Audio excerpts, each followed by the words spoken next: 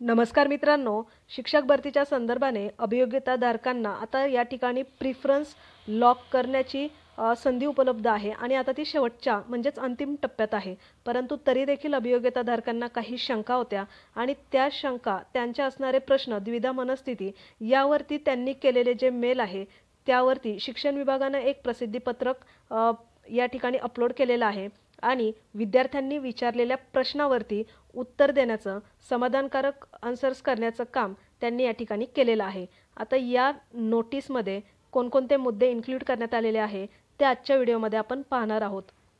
त्यासाठी तुम्हाला official website teacher recruitment 2022 या ऑफिशियल वेबसाईटवरती येऊन या प्रकारचे 2 टॅब या ठिकाणी दिसत आहेत. जो पवित्र पोर्टल, पवित्र टीचर रिक्रुटमेंट 2022 या प्रकारच्या टॅबवरती क्लिक करून अशा प्रकारचा इंटरफेस दिसेल. त्यामध्ये न्यू बुलेट या प्रकारची रेड कलरमध्ये नोटीस देण्यात आलेली आहे. त्या टॅबवरती क्लिक करून त्याच्या अंतर्गत पब्लिश ऑन या ठिकाणी न्यू अशी रेड कलरमध्ये एक नोटीस दिसत आहे. त्याच्या अंतर्गत शिक्षक पदभरतीबाबत प्रसिद्धीपत्रक हे असं एक प्रसिद्धीपत्रक देण्यात आलेलं आहे. आता हे प्रसिद्धीपत्रक अतिशय महत्त्वाचं आहे. ते का महत्त्वाचं आहे? कारण अभियोग्यताधारकांना काही प्रमाणात प्रिफरन्स आलेत, काही नाही आलेत, काहींना वेगवेगळ्या प्रकारे प्रिफरन्स आलेत. आता यावरती विचारण्यात आलेल्या प्रश्नांना शिक्षण विभागाने उत्तर देण्याचं काम केलेलं आहे आणि त्यांच्या शंकेचं समाधानकारक आन्सर या ठिकाणी केलेलं आहे. तर बघा, सगळ्यात मोठा प्रश्न असतो तो म्हणजे कॉमर्सच्या विद्यार्थ्यांचा. एक तर आर्ट्सवाले विद्यार्थी बऱ्यापैकी स्पेशलायझेशन वगैरे सब्जेक्ट असतात, त्यामुळे ते एक लँग्वेजसाठी किंवा सोशल सायन्ससाठी वगैरे पात्र असतात. जे सायन्सचे विद्यार्थी असतात ते मॅथ्स आणि सायन्स या विषयासाठी पात्र असतात. परंतु कॉमर्सचे जे विद्यार्थी असतात त्यांचे सब्जेक्ट हे 11वीच्या पुढे असतात, म्हणजे 11वीच्या नंतर स्पेशलायझेशनसाठी विचारात घेतले जातात. त्यामुळे त्यांना अगदी फॉर्म भरण्यापासूनच अगदी वेगवेगळे टॅब उपलब्ध होत नव्हते. त्यांचं सेल्फ सर्टिफिकेशन करण्यापासून ते आत्ता प्रिफरन्स जनरेट झालेले आहेत तेव्हापर्यंत त्या विद्यार्थ्यांना अनेक शंका निर्माण होतात आणि त्यांना आलेले जे प्रिफरन्स आहे यामध्ये जे त्यांना पडलेले प्रश्न आहेत तर त्यांची उत्तरे या ठिकाणी दिलेली आहेत. आता हा प्रश्न, त्यांचं जे शिक्षण आहे त्या कॉमर्सचे सब्जेक्ट 11वीच्या पुढे जातात आणि म्हणून हा प्रश्न निर्माण होतो. तर 1 नंबरचा मुद्दा बघूया आपण. 6वी ते 8वी, 9वी ते 10वी या गटातील केवळ बीकॉम अर्हता धारण करणाऱ्या उमेदवारांना पदवी स्तरावर प्रचलित तरतुदीतील मुख्य विषय घेऊन उत्तीर्ण नसल्याने असे उमेदवार पात्र ठरत नाहीत. याचाच अर्थ स्पेशलायझेशन या ठिकाणी महत्त्वाचं आहे. मुख्य विषय घेऊन उत्तीर्ण नसल्याने. का तर त्यांचे विषय हे वेगळे असतात. आता अकाउंटन्सी म्हणजे हे 10वीपर्यंत कुठल्या मुलांना, आता एक सिंपल आहे, लँग्वेजचे विषय असतात, सोशल सायन्स असतो, त्यामध्ये सायन्स एक असतो, मॅथ्स असतो, म्हणजे अशा प्रकारचे विषय असतात. त्यांना अकाउंट वगैरे बाकीचे बँकिंग वगैरे हे विषयच नसतात आणि म्हणून कॉमर्सच्या विद्यार्थ्यांना ह्या विषयांसाठी या ठिकाणी प्रॉब्लेम होतो. बीकॉमसह अन्य अर्हता धारण करीत असतील तर त्या अर्हतेनुसार पात्र प्राधान्यक्रम उपलब्ध होतील. उदाहरणार्थ, बीकॉम अर्हतेनंतर त्यांची पुढची डिग्री असते ती म्हणजे एमकॉम अर्हता धारण करीत असल्यास त्यांना पात्रतेनुसार 11वी 12वीचे प्राधान्यक्रम जनरेट होतील. बरोबर आहे. आता पोस्ट ग्रॅज्युएशनचा जो शिक्षक असतो तो 11वी 12वीसाठी पात्र असतो आणि त्या विषयानुसार त्यांना प्राधान्यक्रम येतील, पण त्यासाठी देखील टक्केवारीची अट आहे. 2 नंबरचा मुद्दा आहे. असा उमेदवार बीकॉम अर्हतेसह डीएड असेल आणि टीईटीचा किंवा सीटीटीचा पेपर पास असेल एक, तर 1ली ते 5वीसाठी प्राधान्यक्रम उपलब्ध होतील. साहजिकच आहे, कारण 1ली ते 5वीसाठी कोण पात्र असतं तर ज्यांचं डीएड, डीटीएड किंवा त्याच्या समकक्ष कोर्स झालेले विद्यार्थी आणि त्यांची शैक्षणिक अर्हता काय आहे तर 12वी. 12वी प्लस डीएड, डीटीएड आणि पेपर सीटीटी किंवा टीईटीचा पेपर एक पास असणं गरजेचं असतं. मग त्या ठिकाणी स्पेशलायझेशनचा विषय येतच नाही. 1ली ते 5वीला सगळेच विषय असतात आणि ते सगळेच विषय त्या शिक्षकाला शिकवावे लागतात. स्पेशलायझेशन हा विषय तिथे येतच नाही. त्यामुळे तो आर्ट्स असो, कॉमर्स असो, सायन्स असो, कुणीही त्या ठिकाणी पात्रच असतो. फक्त त्यांच्याकडे डीएड किंवा डीटीएडची डिग्री आणि सीटीटी किंवा टीटीचा पेपर एक हा पास असणं गरजेचं असतं. म्हणून कॉमर्सचे विद्यार्थी देखील या ठिकाणी पात्र आहेत, परंतु त्यांचं डीएड किंवा त्याच्याशी समकक्ष कोर्स आणि CTET किंवा TETचा पेपर 1 पास असणं गरजेचं असतं. त्यानंतर दुसरा मुद्दा आहे 6वी ते 8वी या गटातील पात्र उमेदवारांना इतिहास, भूगोल व सामाजिक शास्त्र यापैकी कोणत्याही विषयाचे प्राधान्यक्रम उपलब्ध होण्यासाठी पदवी स्तरावर मुख्य विषय म्हणून इतिहास, भूगोल, अर्थशास्त्र, समाजशास्त्र, राज्यशास्त्र, लोकप्रशासन हे मुख्य विषय असणारे उमेदवार पात्र राहतील. व्हेरी सिंपल आहे ते. ज्या विषयात तुमचं स्पेशलायझेशन झाले त्या विषयाचे प्राधान्यक्रम तुम्हाला येतील. प्लस समजा या ठिकाणी आता भूगोल आहे किंवा नुसतं अर्थशास्त्र आहे, तर अर्थशास्त्र हे एक सामाजिक शास्त्र आहे, भूगोल, इतिहास हे सगळे सामाजिक शास्त्रामध्येच इन्क्लूड असतं. म्हणून तुम्हाला समाजशास्त्र म्हणजेच सोशल सायन्सचे प्रिफरन्स येणार. आता ह्यापैकी म्हणजे इतिहास, भूगोल, अर्थशास्त्र, समाजशास्त्र, राज्यशास्त्र हा कोणताही एक विषय असेल तर तुम्हाला त्या ठिकाणी समाजशास्त्राचे प्रिफरन्स दिसणार. प्लस स्पेशल एखादा भूगोलचा विद्यार्थी आहे तर समाजशास्त्राचे प्रिफरन्स दिसणार, आणि ज्या ठिकाणी स्पेशल भूगोलचा शिक्षक भरला जातो तर तुम्हाला भूगोलाचे त्या ठिकाणी प्रिफरन्स दिसणार.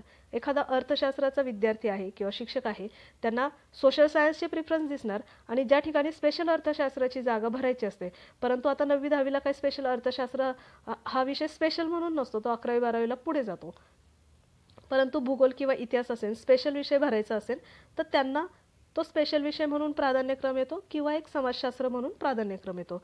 कारण हे जे सगळे विषय दिलेले आहेत हे एकंदरीत समाजशास्त्र या विषयाच्या अंतर्गत समाविष्ट असतात आणि म्हणून ते तसे प्रिफरन्स देतात. त्यानंतर आहे काही उमेदवारांना शासन निर्णय दिनांक 28/3/2006 नंतर जन्मलेल्या हयात अपत्यांची संख्या 2 पेक्षा अधिक असल्याने असे उमेदवार नोकरीसाठी पात्र नाहीत. म्हणजेच साधं सिंपल सरळ आहे, लहान कुटुंबाचं प्रमाणपत्र जे प्रत्येक सरळ सेवा पदभरतीसाठी असतं. लहान कुटुंबाचं प्रमाणपत्र म्हणजे 2 पेक्षा जास्त अपत्य तुम्हाला असतील तर तुम्ही त्यामधनं भरतीमधनं बाद होता किंवा तुम्हाला सरकारी नोकरी भेटत नाही. परंतु जर तुमचं पहिलं अपत्य हे 1 आहे आणि दुसरं अपत्य जुळं तिळं किंवा एकापेक्षा जास्त झालेलं असेल त्यामध्ये, तरीसुद्धा तो दुसराच काउंट पकडला जातो. कारण ती जुळी भावंड जरी असेल तर काउंटिंग हे पुढचं पकडलं जात नाही, ते चालून जातं. पण पहिलंच अपत्य तुम्हाला जुळं आहे, तिळं आहे आणि नंतर मग तुम्ही पुढचा चान्स घेतला तर असं अपत्य त्यामध्ये चालत नाही.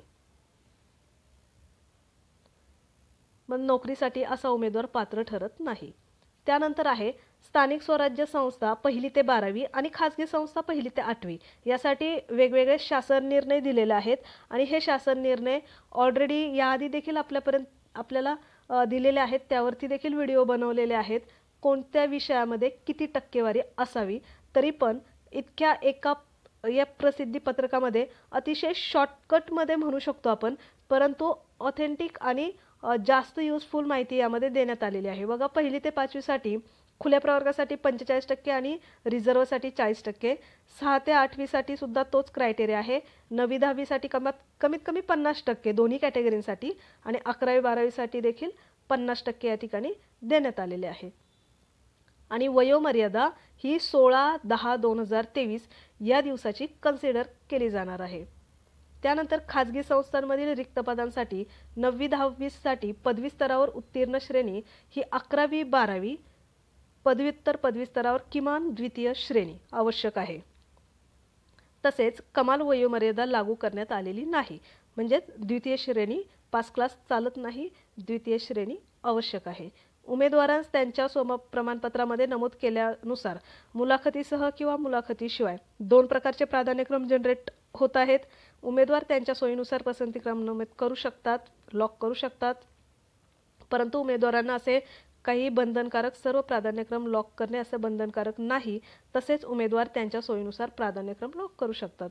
आता सरळ आहे की मुलांना जर असं वाटत असेल की हे प्राधान्यक्रम जर लॉक नाही केले तर पुढच्या प्रोसिजरसाठी किंवा पुढे जी जागा भरल्या जातील त्यासाठी त्यांचा विचार केला जाणार नाही. यामुळे हा प्रश्न आणि हे समाधानकारक त्यावरचं उत्तर आहे की असं काही नाही आहे. तुम्ही या ठिकाणी प्राधान्यक्रम कितीही दिले नाही दिले तरीसुद्धा तुमचा पुढच्या येणाऱ्या म्हणजे 2022च्या टेटवरती ज्या काही परत जागा भरल्या जातील त्यासाठी तुमचा विचार केला जाईल. त्यामुळे आता तुम्ही प्राधान्यक्रम नाही भरले तर तुम्ही भरतीतनं बाद व्हाल असं काही नाही आहे.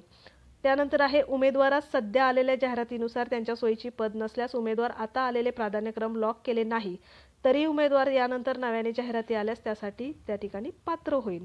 सरळ स्पष्ट उल्लेख केलेला आहे. त्यानंतर ज्या क्रमाने क्रम नोंद केले त्या क्रमाने गुणवत्तेनुसार शिफारस केली जाते.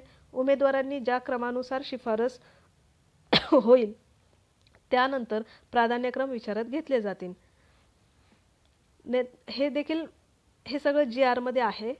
नंतर उमेदवारांची मुलाखतीशिवाय प्रकारातील ज्या गटात निवड झाली असेल तो गट वगळून यापेक्षा वरच्या गटासाठी खाजगी संस्थांना विचारात घेतले जाणार आहे.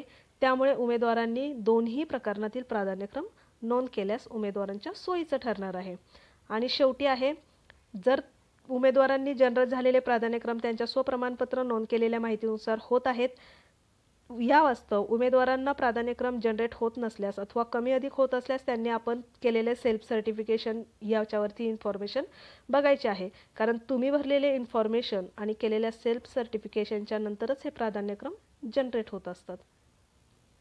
या खालचे जे 2-4 पॉईंट आहे यावरती हे GR आहेत ते आधीचेच आहेत, परंतु हे जे मेन मुद्देवरती ॲड केलेले आहे जसं की कॉमर्सचा आहे, नंतर BCom DED वगैरे आहे आणि जे विषयानुसार होतं हे 6वी ते 8वी आणि ते जे समाजशास्त्राच्या अंतर्गत जेवढे विषय येतात, इतिहास, भूगोल, अर्थशास्त्र, समाजशास्त्र, राज्यशास्त्र, लोकप्रशासन, हे जे त्याच्या अंतर्गत विषय येतात त्यावरती बऱ्याच विद्यार्थ्यांना प्रश्नचिन्ह निर्माण झालं होतं आणि त्यावरती हे समाधानकारक शंकांचं उत्तर या प्रसिद्धीपत्रकात देण्यात आलेलं आहे. अशा प्रकारच्या या प्रसिद्धीपत्रकासोबत आजचा व्हिडिओ या ठिकाणी थांबवूया.